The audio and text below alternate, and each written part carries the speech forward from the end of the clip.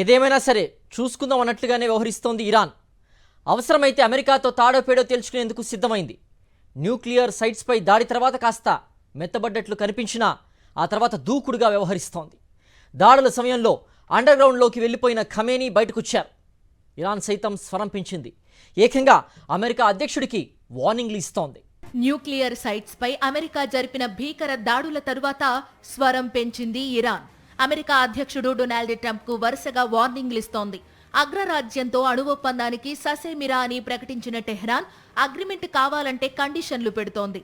Trump తమతో ఒప్పందానికి రావాలనుకుంటే Iran supreme leader Ayatollah Khamenei విషయంలో అగౌరవ వ్యాఖ్యలు చేయొద్దని హెచ్చరించింది. ఇరాన్ సుప్రీం నేత ఖమేనీని హత్య చేయకుండా రక్షించామని, ఆయన కృతజ్ఞత లేనివాడని అమెరికా అధ్యక్షుడు ట్రంప్ తన ట్రూత్ సోషల్ ప్లాట్ఫామ్ లో ప్రకటించారు.